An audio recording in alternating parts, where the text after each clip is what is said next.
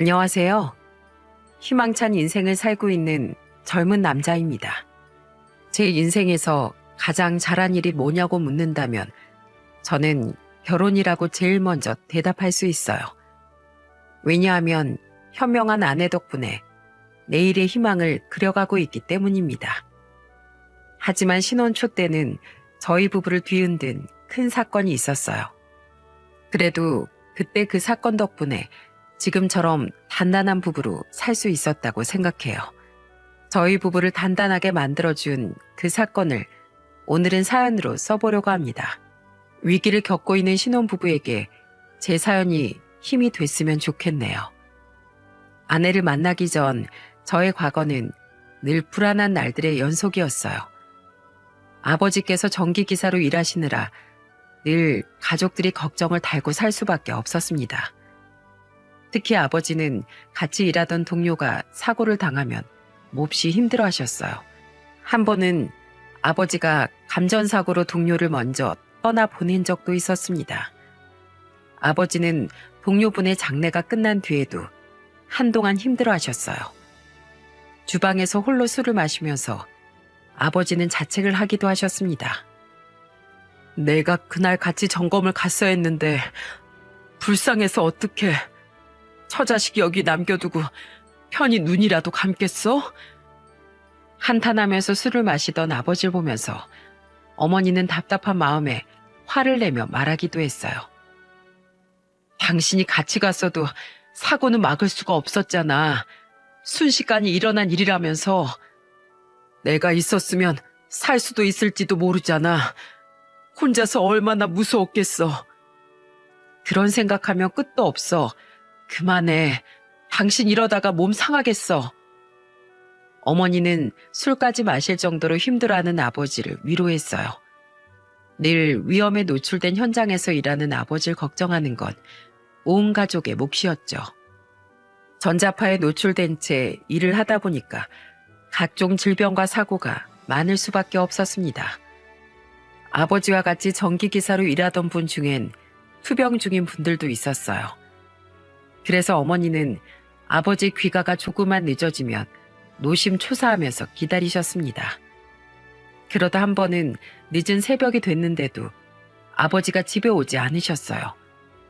어머니는 초조하게 거실을 돌아다니셨죠. 아무리 전화를 걸어도 전화도 안 받던 아버지가 드디어 집에 오자 어머니는 잔뜩 화가 난 목소리로 소리쳤습니다. 대체 왜 전화를 안 받아? 밖에 비 와서 주머니에 전화기 넣고 우산 들고 온다고 몰랐지. 내가 오늘 늦는다고 했잖아.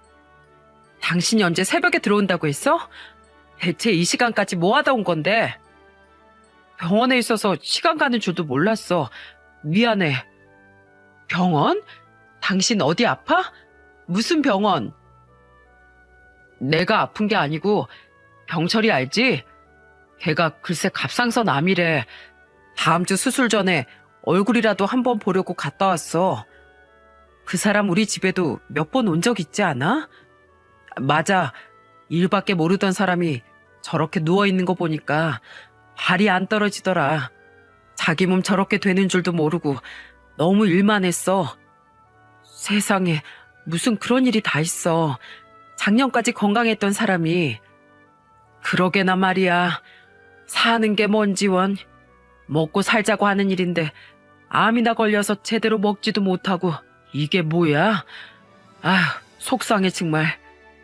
저는 아버지와 어머니 대화를 듣고 깜짝 놀랐죠. 제가 그때 고등학생이었는데 집에도 종종 온 적이 있던 아버지 친구분 얼굴을 기억할 정도로 가까운 사이였어요. 가끔 오시면 저와 동생들한테 용돈도 챙겨주시던 아버지 친구가 투병 중이라는 말에 저는 너무 놀랐습니다. 그때서야 저는 어머니가 왜 그렇게 매일 아버지 걱정만 하는지 이해할 수 있었어요. 어머니는 가정주부셨는데 항상 자신보다도 아버지와 자식이 먼저였던 분이세요. 그래서 아버지가 집에 돌아오기 전까지 잠도 안 자고 기다리던 어머니를 보면서 저는 궁금한 목소리로 물었어요. 아버지 잘 들어오시는데 왜 맨날 엄마는 이렇게 밤까지 아버지만 기다려요? 엄마도 하루 종일 집안일도 하고 힘드시잖아요. 요즘엔 외할머니도 병간호하러 다니시느라 힘드신데 주무세요. 제가 아버지 기다릴게요. 우리 영수가 엄마 걱정해주는 거야? 고등학생 되니까 엄마 생각도 할 줄 알고 우리 장남 다 컸네. 엄마, 내일도 외할머니 병원에 가실 거잖아요. 그럼 일찍 좀 주무세요. 아니야, 난 네 아버지가 들어오는 걸 봐야 편하게 잠을 자. 왜요? 아버지가 이 시간에 밥 차려달라고 하는 것도 아니잖아요. 너도 나중에 나이 먹고 결혼해봐. 그래야 이 엄마 마음을 알지. 내가 너희를 걱정하듯이 네 아버지도 걱정하는 거야. 그 당시 외할머니께서도 병을 앓고 있던 때라 어머니는 매일 병간호를 하러 다니셨어요. 그래서 저는 그런 어머니가 잠이라도 편히 자야 되지 않나 싶었거든요. 하지만 그 무렵 아버지도 대규모 전기공사 일을 맡게 되면서 며칠씩 집을 비우기도 했었죠. 그래서 일을 끝내고 아버지가 집에 돌아오던 날 어머니는 새벽까지 아버지가 오길 기다리셨어요. 저는 그때 결혼을 해봐야 안다는 어머니의 말에 공감하지 못했죠. 하지만 집신도 짝이 있다고 하지 않습니까? 인터넷 설치 기사로 일하던 제가 평범한 회사원이었던 아내를 만나면서 인생이 180도 달라지게 됐어요. 친구 소개로 만난 아내는 참 속이 깊은 사람이었습니다. 솔직히 제 직업이 여자들이 선호하는 남자 직업은 아니기 때문에 조금 기가 죽은 채 첫 만남을 갖게 됐어요. 그냥 밥이나 한 끼 먹자고 나간 자리였는데 아내가 두 번째 약속을 제안하는 거예요. 그래서 저는 깜짝 놀라 아내를 쳐다보면서 황당한 질문을 했습니다. 내일 저랑 또 만나시게요? 네, 저는 영수 씨 마음에 들어서 몇 번 더 보고 싶어요. 왜요? 저 마음에 안 드세요? 대화가 너무 시간 가는 줄 모르고 이어져서 전 영수 씨도 저랑 같은 마음인 줄 알았어요. 제가 소개팅을 성공해 본 적이 없어서 민주 씨도 오늘만 볼 줄 알고 편하게 대화를 했나 봐요. 정말요? 전 영수 씨랑 너무 잘 맞아서 더 만나보고 싶었어요.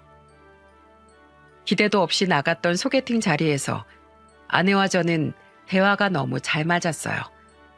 만약 제가 잔뜩 긴장한 채 대화했다면 아마 말도 제대로 못했을 거예요.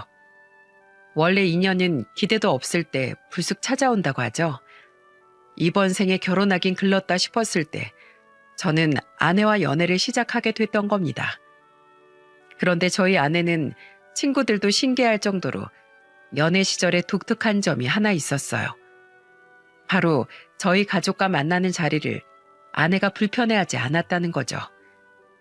아무래도 30에 만난 사이라 어느 정도 결혼이 전제로 있던 사이라 아내의 그런 가정적인 면이 좋았습니다.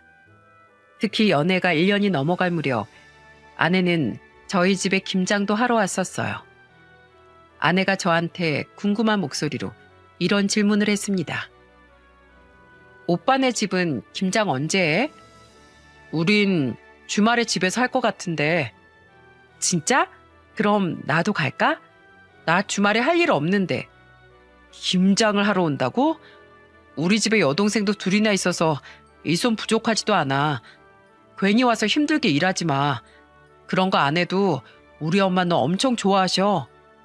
아니, 그런 게 아니고 나 김장하고 나면 수육해 먹는 거 좋아하는데 우리 집은 김장을 안 한단 말이야. 그래서 가서 같이 김장도 하고 어머님이랑 저녁도 먹고 싶어서 그랬지. 우리 집은 가족들이 다 모여서 김장 안 한단 말이야. 아내는 유독 저희 집에서 같이 일하거나 밥 먹는 자리에 같이 있고 싶어 했어요. 그리고 제 여동생들과도 너무 편하게 잘 지내는 거예요. 그런 아내가 너무 신기했는데 알고 보니까 아내는 아버지가 일이 바빠서 가족이 잘 모일 틈이 없었다고 하더군요. 그래서 저는 아내가 같이 가고 싶다고 하니까 아내와 같이 집에 갔었죠. 그런데 어머니는 김장하는 날 집에 온 아내를 보고 깜짝 놀라며 말했어요. 민주가 여긴 뭐하러 왔어? 어머님 안녕하세요. 저도 같이 김장하려고 왔어요. 저희 이거 다 하고 같이 수육 먹어요. 빈손으로 오지 뭘 사왔어. 아유, 하여튼 민주에는 빈손으로 오는 법이 없다니까. 근데 너 정말 김장하려고 온 거야? 네, 일손 하나라도 더 있으면 금방 끝나잖아요. 그래도 내가 남의 집 귀한 딸한테 어떻게 일을 시켜? 아니에요. 저 여기서 김장하는 거 보고 배우려고 온 거예요. 걱정 마세요. 아내는 걱정하는 어머니를 보면서 괜찮다면서 팔까지 걷어붙였어요. 그런 아내가 저는 참 신기했습니다. 남들은 결혼 전에는 절대 안 온다는 시댁에 자기 발로 성큼성큼 온다는 게 특이하다 싶었어요. 그런데 그날 김장을 다 끝내고 같이 수육을 먹으면서 어머니가 아내를 보면서 수고했다면서 수육을 한 쌈 싸주면서 말했습니다. 자, 우리 예비 며느리 해봐. 내가 제일 큰 고기로 한 쌈 제대로 싸줄게. 어머니가 아내한테 쌈을 싸주자 아내는 한참을 먹다가 눈물 고인 얼굴로 말했어요. 어머니가 싸주셔서 더 맛있는 것 같아요. 눈물이 날 정도로 그렇게 맛있어? 네, 어머님, 너무 맛있어요. 갑작스런 아내의 반응에 저도 깜짝 놀랐던 날이었습니다. 그렇게 김장이 끝나고 저는 아내를 데려다주고 집에 돌아왔어요. 그런데 어머니가 저를 보면서 물었습니다. 영수야, 민주는 부모님이 많이 바쁘시다니? 어릴 때부터 아버지가 사업하셔서 많이 바쁘셨나 봐. 어머니도 맞벌이다 보니까 남동생이랑 둘이 있는 시간이 많았대. 그랬구나. 아유, 자식 잘 키우려고 맞벌이 하셨을 텐데 민주가 정이 그리웠나 보네. 부모가 그렇게 어려운 거야. 돈 많이 벌어서 자식들 잘 키워야 싶다가도 또 자식이 돈만 번다고 알아서 크는 것도 아니니까. 민주가 바쁜 부모님 밑에서 커서 정이 그리운가 보네. 저는 어머니 말을 듣고 나니까 아내가 그동안 왜 그랬는지 이해가 가더군요. 아내는 늘 남동생과 있는 시간이 길었다고 했어요. 성인이 된 후에는 거의 가족들이 각자 사회생활을 하다 보니까 더 얼굴 볼 시간이 없다고 했습니다. 그래서 저는 아내가 저희 가족과 가까워진 만큼 저도 처가 식구들은 만나보고 싶었어요. 그런데 아내는 늘 난감한 표정으로 말했습니다. 우리 부모님이 워낙 바빠서 약속 한번 잡기가 어렵네. 그냥 내 동생이랑 셋이 먹을까? 남동생은 벌써 여러 번 봤었잖아. 이제 우리도 결혼 준비하려면 나도 인사드려야지. 그렇지. 그럼 내가 엄마랑 상의해보고 날짜 알려줄게. 그래, 내가 무조건 어머님 시간에 맞춰볼게. 아내는 드디어 저를 부모님께 인사시켜주겠다는 말을 했어요. 사실 그동안 아내는 저희 집은 그렇게 자주 오면서 반대로 아내 부모님은 전혀 보여주지 않는 거예요. 그런데 어차피 결혼 준비하다 보면 피할 수 없는 관문이니까 그냥 인사를 드리겠다고 한 겁니다. 그렇게 오매불만 기다리던 처가댁에 인사하러 가던 날이었어요. 잔뜩 긴장한 저는 과일 바구니를 들고 갔죠. 문을 열고 집 안에 들어서자 화려한 차림에 장모님이 계셨습니다. 화장도 진한 편이었고 손가락과 목걸이, 팔목에는 귀금속까지 차고 있었어요. 아내와는 전혀 다른 모습인 장모를 보고 살짝 놀랐죠. 그래도 저는 씩씩한 목소리로 장모님께 인사를 드렸습니다. 안녕하십니까? 저는 이영수라고 합니다. 장모님께서 과일 좋아하신다고 하셔서 과일 좀 들고 왔습니다. 누가? 내가 과일을 좋아한다고? 일단 가져왔으니까 먹긴 할게요. 우리 딸이 이렇게 날 모르네. 반가워요. 난 민주 엄마예요. 네, 괜찮습니다. 들어와요. 이거 같이 깎아 먹으면 되겠다. 내가 요리를 못해서 걱정했는데 이거 같이 먹으면 되겠네요. 장모는 과일 바구니를 들고 주방으로 갔습니다. 그런데 장모는 정말 상상을 초월하는 사람이었어요. 처음 마주 앉았던 날 장모는 절 보자마자 진지한 목소리로 물었습니다. 내가 민주 엄마니까 말 편하게 해도 괜찮지? 네, 괜찮습니다. 직업이 인터넷 설치 기사라고 했나? 네, 일한 진 좀 됐습니다. 오래 해봤자 뭐 그런 일은 돈 얼마 못 벌지 않나? 네? 엄청 잘 버는 건 아니지만 그렇다고 엄청 못 벌지도 않습니다. 그리고 워낙 알뜰하게 살아서 돈도 좀 모았고요. 티끌 같은 월급 모아봐야 티끌이겠지 뭐. 장모의 노골적인 말에 저는 말문이 턱 하고 막혔어요. 정말 아내의 친어머니가 맞나 싶을 만큼 아내와는 완전히 다른 사람이었죠. 그때 아내가 장모를 보면서 단호한 목소리로 말했습니다. 엄마, 자꾸 그런 식으로 말할 거야? 내가 뭘? 네가 오늘 궁금한 거 물어보라면서. 내가 궁금한 게 이런 건데 어떡하냐? 내가 부탁했잖아. 그냥 좀 평범한 질문 좀 해. 결혼에 돈만큼 중요한 게 어딨어? 내가 이렇게 다 까놓고 묻는 걸 고맙게 생각해 이거사. 아내는 장모한테 제발 대화 좀 평범하게 해달라고 할 정도였어요. 그 이후에도 솔직히 저도 너무 당황스러워서 뭐라고 말해야 될지 모르는 질문들이 너무 많았죠. 그러더니 끝날 무렵에는 저를 보고 장모가 처음으로 저를 칭찬하며 말했어요. 그래도 사람이 의리가 있어 보이는 게 관상이 참 좋네. 내가 데리고 살 것도 아닌데 둘이 좋으면 잘 살아봐. 둘이 좋다는데 내가 어떻게 찢어나. 난 신경 쓰는 거 없으니까 알아서 둘이 결혼 준비도 잘해. 그래도 딸이 결혼하는데 마치 남의 집 자식을 시집 보내는 것 같은 장모의 태도가 참 이상했습니다. 아내는 저를 배웅해주면서 미안한 목소리로 말했습니다. 오늘 많이 불편했지? 미안해. 아니야. 그래도 이렇게 인사드리고 나니까 마음이 편하다. 그런데 아버님은 집에 안 계셔? 그게 우리 아빠가 사업 때문에 출장 가셨어. 그래서 한동안 집에 못 오셔. 정말? 온 김에 같이 인사드리고 싶었는데 아쉽네. 그럼 언제 볼 수 있어? 아마 당분간은 어려울 거야. 나중에 내가 다시 자리 만들어 볼게. 그래, 나 신경 쓰지 말고 어서 가서 쉬어. 다음엔 자리 잘 준비할게. 아내는 장모와 인사한 후로 계속 저한테 미안하다고 했어요. 저도 처음엔 대놓고 솔직한 장모가 놀라긴 했지만 그때까지만 해도 나쁜 사람이라는 생각은 못했죠.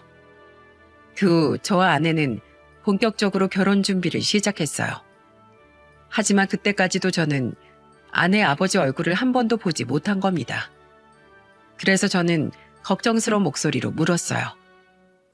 곧 상견례인데 그때는 아버님 오실 수 있어? 나도 매번 아버님이 급한 일 생겨서 못 봤었잖아. 상견례 땐 무조건 오신다고 했어. 오실 거야. 바쁘시더라도 상견례니까 꼭 오셨으면 좋겠다. 나도 진짜 인사 제대로 드리고 싶기도 하고. 내가 아빠한테 꼭 오라고 할게. 아내는 초조한 목소리로 꼭 오실 거라면서 말하더군요. 그동안 아내는 저한테 장인을 소개시켜 주려고 여러 번 약속을 잡기도 했죠. 하지만 약속 당일이 되면 장인이 일이 생겼다면서 볼 수가 없었어요. 그러다 보니까 상견례 때도 장인이 안 오면 어떡하나 고민이 앞섰던 겁니다. 불안한 마음으로 상견례 당일이 됐고 그날 저는 처음으로 장인을 보게 됐어요. 장인은 깔끔한 정장 차림으로 나오셨죠. 저는 장인한테 인사를 드리면서 우렁찬 목소리로 말했습니다. 안녕하십니까 아버님. 처음 뵙겠습니다. 더 빨리 인사드리고 싶었는데 이제야 인사를 드리게 됐네요. 그동안 많이 바쁘셨나 봐요. 내가 사업을 전국으로 하느라고 좀 바빠서 그랬네. 그래도 나랑 살 것도 아닌데 민주랑만 잘 맞으면 됐지. 그래도 결혼하면 한 가족이나 마찬가지인데 꼭 인사드리고 싶었습니다. 그래, 내가 바쁘다 보니까 그렇게 됐어. 이제라도 이렇게 얼굴 봤으면 됐지. 묘하게 장인 장모는 저희 결혼에 관심이 없는 것 같았어요. 그날 상견례 자리에서도 저희 부모님이 신혼집이나 혼수 등 이야기를 꺼내도 장인 장모는 듣는 둥 마는 둥 하는 겁니다. 심지어 며칠 굶었나 싶을 만큼 밥만 먹고 있었어요. 결국 보다 못한 어머니가 장모를 보고 한마디 했습니다. 애들 결혼 논의하려고 만난 자리인데 대화가 많이 부족한 것 같아요. 안사돈께서는 예물예단 생략하는 거 어떻게 생각하시나요? 뭐 그렇게 하세요. 어차피 다 준비하고 결혼해도 짝이 아니면 이혼하는 세상인데 알아서 하겠죠. 솔직히 이런 자리도 전 불편합니다. 우리 땐 결혼식 안 올리고 도장만 찍고 살아도 잘 살았잖아요. 안 그래요? 이런 거 다 귀찮고 돈만 나가잖아요. 알겠으니까 음식은 다 드시고 말씀하셔도 될 것 같아요. 어머, 내 정신 좀 봐. 여기 음식이 너무 맛있어서 내가 먹고 있는지도 몰랐네요. 안사돈도 어서 먹어봐요. 왜 사돈 부부는 밥을 안 드세요? 장모는 입안 가득 밥을 쩝쩝 소리까지 내면서 먹고 있었어요. 그러면서 입안에 음식이 다 보일 정도로 저희 어머니를 보면서 말했던 겁니다. 결국 저희 어머니가 보다 못해 한마디 했던 거죠. 그렇게 상견례 자리는 그냥 온 가족 외식처럼 끝이 났어요. 심지어 마지막까지 장인은 저희 부모님께 인사를 드리면서 황당한 말을 남겼습니다. 저는 그럼 이만 가보겠습니다. 애들 결혼이야 자기들끼리 알아서 지지고 볶고 살겠죠. 그럼 결혼식장에서 뵙겠습니다. 장인의 말에 아버지도 정말 기가 찬 듯한 표정이었어요. 하지만 장인은 아랑곳하지 않고 자기 할 말만 한 채 가버리는 겁니다. 그런데 장모도 그런 장인을 보더니 대충 인사를 하고 둘이 같이 가버렸죠. 그 모습을 저희 부모님께서 너무 황당하게 바라보셨어요. 그러자 아내가 미안한 표정으로 부모님께 사과를 드리며 말했습니다. 어머님, 아버님 죄송해요. 저희 부모님 때문에 당황스러우셨죠? 워낙 어릴 때부터 각자 알아서 하는 분위기다 보니까 결혼도 그렇게 생각하셨나 봐요. 정말 죄송해요. 아내가 너무 미안해하면서 사과하니까 어머니는 그게 또 안쓰러우셨나 봐요. 그래서 그 순간에 아내를 다독이면서 따뜻한 목소리로 말하셨습니다. 괜찮어. 집안 분위기 차이가 있겠지. 결혼은 너희들이 원하는 방향으로 하는 게 좋겠다. 네, 어머님, 제가 잘해볼게요. 너무 주눅들지 말고 난 내 며느리가 이렇게 주눅든 거 보기 싫어. 어머님, 정말 감사해요. 어머니의 말에 아내는 눈물까지 보였어요. 우여곡절 끝에 아내와 저는 결혼식을 올릴 수 있었습니다. 그런데 결혼식 당일 정말 황당한 일이 벌어졌어요. 바로 결혼식장에 장인이 안 왔던 겁니다. 저는 신부 대기실로 가서 아내한테 물었어요. 민주야, 아버님 아직도 연락이 안 되시는 거야? 그게 우리 아버지 일이 생겨서 못 오실 것 같다는데? 뭐? 그래도 그렇지 딸 결혼식인데 못 오신다고? 요즘 사업이 어려운데 중요한 거래처랑 오늘 협의해야 될 게 있나 봐. 일단 우리 엄마는 왔으니까 그냥 식 진행하자. 못 오는 아빠를 마냥 기다릴 순 없잖아. 정말 당황스러웠지만 못 온다는 장인을 마냥 기다릴 수 있는 건 아니지 않습니까? 그래서 결국 결혼식은 장인이 없는 채로 올리게 된 겁니다. 처음 겪는 상황에 저도 너무 당황스러웠어요. 놀란 부모님을 겨우 진정시키고 예식을 올릴 수 있었습니다. 진땀을 뺀 결혼식을 올린 후 저희는 신혼여행까지 무사히 다녀왔죠. 그 후 저는 아내와 본격적인 결혼 생활을 시작하면서 그동안 있었던 일은 비교도 할 수 없을 만큼 황당한 일들을 겪게 됐어요. 결혼 한 달 차에 제가 느꼈던 첫 번째 이상함은 아내가 전화벨 소리만 울리면 깜짝 놀란다는 거였어요. 이게 왜 이상한가 싶으시죠? 저는 아내와 소파에서 TV를 보고 있었는데 마침 아내 휴대폰에 전화벨이 울렸어요. 그런데 아내가 갑자기 얼굴이 하얗게 질리더니 긴장한 목소리로 말했습니다. 여보, 나 전화 좀 받으러 밖에 좀 다녀올게. 그냥 방에서 받아. 뭐하러 밖으로 나가? 회사에서 걸려온 전화라 그래. 당신 회사 일이면 내가 들어도 모를 텐데 뭐가 걱정이야. 나 안 들을 테니까 그냥 편하게 받아. 아니야. 나 전화만 금방 받고 들어올게. 여보. 제가 아내를 다급하게 불렀지만 아내는 전화를 들고 쫓기듯이 나가버렸어요. 대체 무슨 전화길래 밖으로 나가서 받는지 이해가 안 갔습니다. 아내 휴대폰 벨이 울릴 때 화면을 슬쩍 봤었는데 저장된 번호도 아니었어요. 그런데 전화 받으러 간 아내는 1시간이 지나고 나서야 집에 들어온 겁니다. 저는 무언가 숨기는 듯한 아내를 보고 추궁하듯 물었어요. 당신 무슨 전화야? 무슨 전화길래 밖에서 1시간이나 통화를 해? 별거 아니야.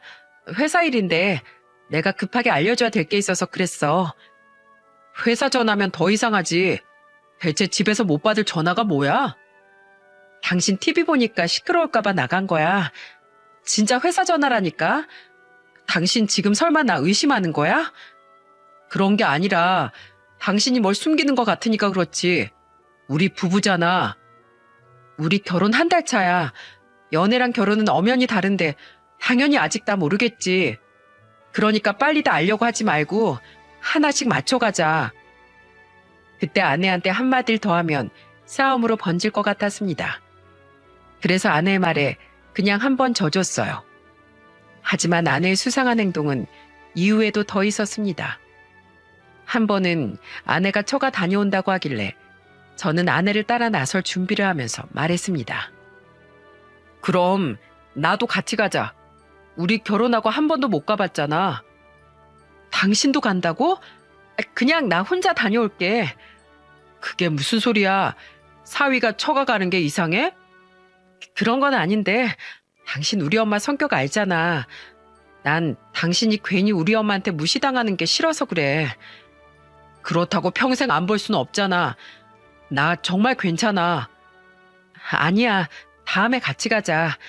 나 오늘은 엄마랑 중요하게 할 말이 있어서 그래. 나 혼자 다녀올게. 그러더니 아내는 또다시 황급히 집을 나갔어요. 그런데 처가에 간다던 아내가 처가로 가는 방향이 아니라 정반대 방향으로 뛰어가는 거예요. 한번 가봤던 처가였지만 인터넷 기사로 일하면서 길눈이 밝았기 때문에 길을 잘 기억하고 있었어요. 저는 아내가 엄청난 걸 숨기고 있다고 의심이 들기 시작했습니다. 그 후로도 아내는 처가 이야기만 나오면 예민하게 반응했어요. 심지어 아내는 집에서는 아예 전화기를 꺼놓기도 했습니다. 그런 아내가 저는 너무 수상했고 혹시나 바람피고 있는 건가 싶었어요. 저 같은 상황이면 이런 생각 들 수도 있지 않겠습니까? 한창 깨가 쏟아질 신혼생활 때 몹쓸 생각까지 하게 된 겁니다. 하지만 심증은 있는데 물증이 없어서 이러지도 저러지도 못하고 있었어요. 그러다 결혼 3개월 차에 저는 아버지한테 충격적인 전화 한 통을 받게 됐습니다. 전봇대 전기공사를 나갔던 아버지가 다급한 목소리로 말하셨어요. 영수야, 네 처가 보통 집안이 아닌 것 같다. 내가 지금 사진 하나 보낼 테니까 뒷조사 좀 해봐라. 아무리 봐도 수상해. 그게 무슨 말씀이세요? 갑자기 뒷조사를 하라뇨. 세상에 이게 무슨 일이야. 일단 내 사진 보낼 테니까 한번 봐. 알겠지? 그리고 꼭 그 집안 좀 알아보고 나한테 말해. 아버지는 단호하게 말하면서 전화를 끊으셨습니다. 그리고 저는 아버지가 보내준 사진을 확인하고 기겁하고 말았어요. 두 눈으로 직접 보고도 믿어지지가 않아 눈을 비비고 다시 볼 정도였습니다. 아버지가 저한테 보내주신 게 뭐였는지 아십니까? 바로 지명수배 전단지였어요. 저도 처음엔 뜬금없이 이게 뭔가 싶었는데 낯익은 얼굴이 눈에 들어왔죠. 그건 바로 사업한다고 정신없이 바빴던 장인이 지명 수배자였던 겁니다. 그 순간 저는 등골이 오싹했어요. 그동안 아내가 저를 속였다는 사실이 저를 더 화나게 만들었죠. 아내를 믿고 의지했던 만큼 배신감은 컸습니다. 우선 제대로 알아봐야겠다 싶어서 흥신소에 처가에 대해 조사 의뢰까지 했습니다. 저는 흥신소에서 연락이 올 때까지 기다리면서 그냥 평소처럼 지냈어요. 그리고 며칠 뒤 흥신소에서 보내준 처가의 실체는 충격적이었습니다. 장모와 장인은 전과가 있는 잡범들이었던 거예요.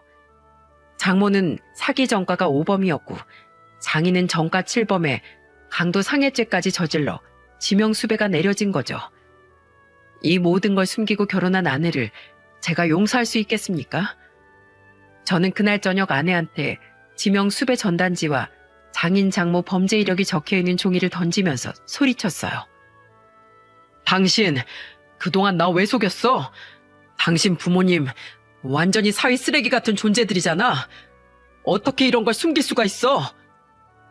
여보, 이걸 어떻게 알았어? 지금 그걸 말이라고 해? 언제까지 숨길 수 있을 거라고 생각했어? 왜? 너도 나한테 사기치려고 결혼한 거야? 그래서 다 숨겼던 거냐고. 대체 어디부터 어디까지가 진짜야? 여보, 아니야. 그런 거 아니야. 나 정말 당신 사랑해서 결혼했어. 근데 우리 부모님이 이런 사람인 거 알면 당신이 싫어할까 봐 그랬어. 진짜야. 지금도 이렇게 싫어하는데 결혼 전에 알았어도 화냈을 거잖아. 결혼 전에 말했어야지. 이런 걸 속이고 결혼했는데 이게 사기 결혼이지 뭐야. 작정하고 날 속인 거잖아. 여보, 잘못했어. 제발 한 번만 봐줘. 나 정말 당신이랑 잘 살고 싶어서 그랬어. 난 네 말 못 믿어. 사랑해서 숨겼다고? 거짓말 하지 마. 네가 진짜 내 생각을 조금이라도 했으면 결혼 전에 다 밝혔어야지. 앞으로 살면서 얼마나 더 거짓말을 하려고 한 거야? 난 너랑 절대 못 살아. 그만하고 나가. 그냥 나가라고. 난 속 편했는 줄 알아? 나도 힘들었어. 더 말해봐야 뭐 하겠어. 당신한테 이미 나도 정가범 자식이라고 낙인 찍혔을 텐데 나도 그만한다. 결국 아내는 저와 말다툼까지 하다 집을 나가버렸어요. 저는 아내가 이런 사실들을 숨기고 결혼했다는 게 상식적으로 납득이 안 됐습니다. 사랑하는 사람이 부모의 정가를 숨긴 채 결혼까지 했다면 어떨 것 같습니까? 저는 이 사실을 아버지께 어떻게 설명드려야 하나 머리가 아팠어요. 그런데 다음 날 아침이 되자 처남이 찾아온 거예요. 주말 아침인데 처남이 왔길래 어제 일로 왔구나 싶었죠. 저는 처남한테 문을 열어줬습니다. 그런데 처남이 들어오자마자 무릎을 꿇으면서 저한테 애원하듯 말하는 겁니다. 매영, 제 얘기 좀 들어주세요. 제발요. 제가 다 설명할게요. 누나에 대해 오해하는 게 있어요. 처남, 이런다고 달라지는 거 없어. 결국 날 속인 건 똑같아. 제가 먼저 말하지 말라고 했어요. 누나는 매영은 다 이해해 줄 거라고 했는데 제가 말렸어요. 뭐? 그게 무슨 말이야? 매영은 평범한 부모님 밑에서 자라서 모르겠지만 저랑 누나 엄청 힘들게 컸어요. 부모가 아니라 왼수가 따로 없었다고요. 부모 노릇도 한 적 없으면서 갑자기 사이라고 매형까지 괴롭힐까 봐 그랬던 거예요. 저는 처남의 말에 어안이 벙벙했습니다. 얼굴도 제대로 안 보고 사는 부모가 뭘 괴롭힌다는 건지 이해가 안 갔죠. 그래서 저는 처남을 붙들고 다급하게 물었습니다. 괴롭힌다니? 뭘 괴롭힌다는 거야? 부모란 인간들이 상견례 자리 가줄 테니까 딸한테 돈 요구하는 게 정상인가요? 심지어 결혼식 때도 자리 채워줄 테니까 돈 달라고 하던 인간들이에요. 그런데 그렇게 자식 돈 가져가 놓고 결혼식장에 오지도 않는 사람이 아빠라는 인간이라고요. 이런 인간들을 어떻게 말해요? 난 누나가 매형 만나서 가족들 다 잊고 살길 바랬어요. 누나가 매형이랑 있으면 안정감이 느껴진다고 하니까 누나한테 시집가면 다 연 끊고 살라고 했어요. 처남이 그러면 다 숨겨주려고 했다는 거야? 왜? 대체 왜 그렇게까지 하려고 한 거야? 우리 누나 정말 힘들게 살았어요. 초등학교 6학년 때부터 누나는 저한테 엄마나 다름없었어요. 제가 조그만 열이 나도 누나는 밤새도록 제 이마에 물수건 바꿔주던 사람이에요. 그런 사람이 매형을 속이면서 편했을 리가 없잖아요. 알고 보니까 처남은 아내가 어린 시절 자신한테 헌신했던 걸 보답하려고 자기가 부모를 막으려고 했던 겁니다. 그동안 장인 장모가 저를 찾아오려고 할 때마다 그걸 막은 사람은 처남이었던 거죠. 그때 저는 울고 있는 처남을 보고 소리쳤어요. 지금 누나 어딨어? 혼자 온 거야? 제가 같이 오자고 했는데 누나는 못 오겠다고 해서 1층에 있어요. 저는 처남의 말을 듣자마자 1층으로 내려갔습니다. 그곳에는 혼자 구석에 쭈그려 앉아 울고 있는 아내가 보였어요. 저는 그런 아내한테 달려가서 아내를 안아주며 말했습니다. 여보, 내가 미안해. 당신 말을 먼저 들어봤어야 했는데. 아니야, 내가 잘못했어. 몇 번이고 당신한테 말하려고 했을 때 그때 말했어야 했는데 미안해. 어머님 아버님께도 내가 못할 짓 한 거야. 나도 정말 그러면 안 됐는데 미안해. 그렇게 저는 아내와 끌어안고 한참을 울었습니다. 겨우 오해가 풀린 저는 아내와 처남까지 같이 저희 집으로 향했습니다. 저희 부모님께 무릎을 꿇고 처남이 울면서 사과를 드렸습니다. 죄송합니다. 제 못난 생각으로 이런 일이 벌어졌어요. 저희 누나는 아무 잘못 없습니다. 그러니까 죄를 물어도 저한테 물어주시고 저희 누난 한 번만 봐주세요. 부탁드릴게요. 우리 누나 중학생 때도 알바해서 번 돈 저한테 주던 사람이에요. 저는 그런 누나 위해서 그냥 나쁜 건 제가 다 막아주고 싶었어요.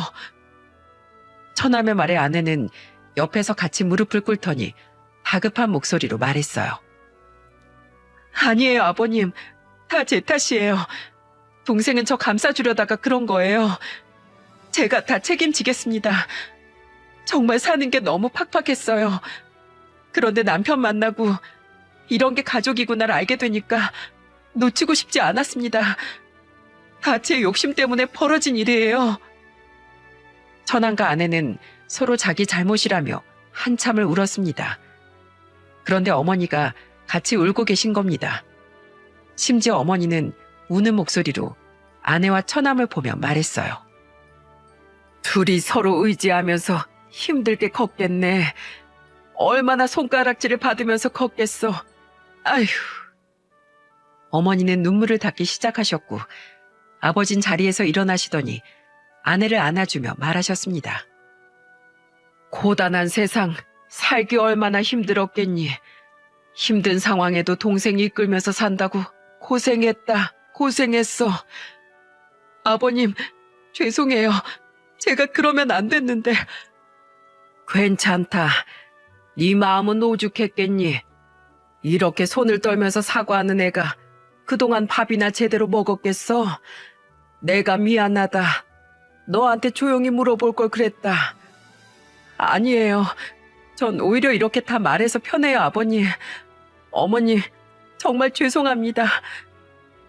오열하면서 우는 아내를 아버지께서 따뜻하게 안아줬어요. 그렇게 그동안 아내를 힘들게 하던 진실이 밝혀지자 아내는 용기를 내기 시작했습니다. 그때 어머니는 아내 손을 잡아주면서 따뜻하게 말했어요. 며느라, 날 이제부터 엄마라고 생각해. 마음고생하지 말고 다 털어놔. 알겠지? 감사합니다, 어머님. 이해해 주신 만큼 더 잘할게요. 그렇게 오해가 풀린 아내는 그동안 자신을 괴롭혀오던 악연을 정리할 수 있는 용기를 얻게 된 겁니다. 며칠 뒤 저는 아내와 같이 처가로 찾아갔어요. 제가 다 알게 된 사실을 말하니까 장모는 뻔뻔한 목소리로 소리치는 겁니다. 그래서 어쩌라고? 나 죄값 다 받았어. 왜 꼬투리 잡는 건데? 그리고 나도 그 인간 얼굴 안 본 지 오래됐어. 무늬만 부부지. 우리가 떨어져서 산 지 몇 년째인 줄 알아? 지금도 죽었는지 살았는지 모른다고. 장모의 뻔뻔한 외침에 아내는 화를 내면서 소리쳤어요. 제발 그만 좀 하세요. 나도 숨 좀 쉬고 살자. 빨리 아빠 어디 있는지 말해. 언제까지 이러고 살 거야? 내가 엄마 아빠 때문에 몇 번이나 죽고 싶었는 줄 알아? 아, 글쎄, 뭘 알아야 말을 해주지. 모른다고. 경찰도 못 잡는 인간을 내가 어떻게 잡냐? 뭐 돈 떨어지면 또 나타나겠지. 이게 뭐 대단한 거라고 둘이 와서 이 난리야? 난 애초에 니들 결혼 관심도 없었어. 상견례도 결혼식장도 부모 댕 알바처럼 간 거라고. 그러니까 니들 갈 길 가고 난 내 갈 길 가면 되는 거잖아. 그럼 각서 쓰고 가. 더 이상 나한테 돈 안 뜯어가겠다고 각서라도 쓰고 가라고. 야, 나도 누울 자리를 보고 다리 뻗는 사람이야. 인터넷 설치기사 남편이랑 사는 너한테 내가 뭘 바라냐? 내가 마지막 정으로 엄마로서 벼룩에 가는 안 뺄게. 장모는 정말 끝까지 뻔뻔했어요. 저는 그런 장모를 보고 소리쳤습니다. 부모다워야 부모지. 당신 같은 사람 우리도 상종할 생각 없어. 저는 아내를 데리고 처가를 나와버렸어요. 그 집을 나오면서 저는 아내한테 정말 믿음직스러운 남편이 되겠다고 다짐했습니다. 그리고 이 질긴 악연을 끝낼 방법을 강구하기 시작했죠. 그런데 호랑이도 제 말하면 나타난다고 하지 않습니까? 제가 다 알게 된 걸 모르는 장인이 뻔뻔하게 저한테 전화를 한 겁니다. 저는 그때 스피커폰으로 뻔뻔한 목소리로 아내와 같이 전화를 받았어요. 네, 장인어른 무슨 일이세요? 이서방, 잘 있지? 그럼요. 갑자기 근데 전화는 왜 하셨어요? 내가 너무 급해서 전화했네. 다름이 아니라 사업 자금이 좀 부족한데 나한테 1억만 좀 빌려줄 수 있나? 내가 이자까지 쳐서 1억 2천으로 갚을게. 거래처 대금 결제될 게 있으니까 그때 바로 줄게. 정말 어이없지 않습니까? 그때 옆에서 같이 듣던 아내가 굳은 결심을 하면서 말했어요. 진짜 아빠 때문에 못 살겠다. 그 돈 내가 드릴게요. 어디로 보내주면 되는데요? 그래, 네가 줄래? 그래, 그럼. 내가 네 비밀 숨겨주고 있는 거 알지? 다 너 잘 되라고 내가 입 꾹 다물고 있는 거야.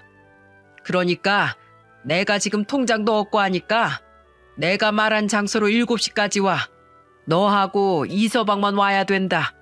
아무도 말하면 안 돼. 아내는 전화를 끊자마자 한숨을 내쉬었어요. 그런데 장인이란 인간은 자기 통장도 없으면서 사업을 한다고 사기를 치려고 했던 겁니다. 사업한다는 사람이 자기 통장도 없는 게 말이 되는 겁니까?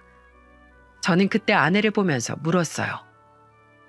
당신 무슨 생각이야? 여보, 나한테 좋은 생각이 있으니까 나만 믿고 따라와. 장인과 약속한 날까지 저는 아내와 같이 만반의 준비를 했습니다. 그리고 약속 당일 저는 아내의 작전에 같이 동참했죠. 장인이 말한 장소는 초등학교 운동장이었어요. 장인은 아내를 보자마자 인사 대신 이 말부터 먼저 하더라고요. 민주야, 여기 돈 이리 줘. 아빠, 저한테 정말 미안하지도 않으세요? 자식한테 해줄 게 없으면 피해라도 주지 말아야죠. 알겠어. 이게 마지막이야. 빨리 돈 이리 내놔. 네, 아버지께 드릴게요. 이거 먹고 제발 떨어지세요. 아내는 그 말을 끝으로 들고 있던 쇼핑백을 냅다 장인한테 딱 던져버렸어요. 그리고 종이 가방에 있던 게 다 쏟아지고 말았습니다. 여러분, 그게 뭐였는지 아시나요? 그건 바로 집에서 키우던 강아지 똥이었어요. 아내의 작전은 돈 대신 개똥을 가져가는 거였습니다. 아무것도 모르고 종이 가방을 받으려던 장인한테 개똥이 다 쏟아진 거예요. 그걸 본 장인은 놀라서 소리쳤어요. 뭐야? 이게 뭐야? 너 미쳤어? 왜요? 똥 맞았어요? 우리가 키우는 강아지도 있잖아요. 우리를 부모라 생각해서 배신하지 않고 저를 잘 따른다고요. 근데 아빤 지금 개만도 못한 짓거리를 하고 있잖아요. 개똥이나 받고 정신 차리세요. 여기 지명 수배자 있어요. 잡아가세요, 얼른. 그리고 아내는 잡아가라고 소리쳤어요. 그러자 잠복했던 형사들이 사기꾼을 에워싸기 시작한 겁니다.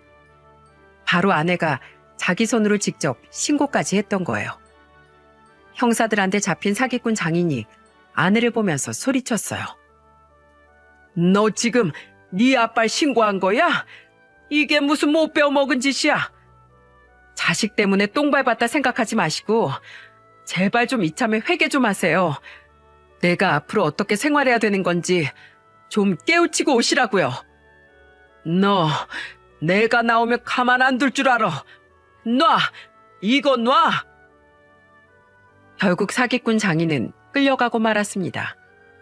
이게 바로 남을 등쳐먹고 사는 인간의 끝이었어요.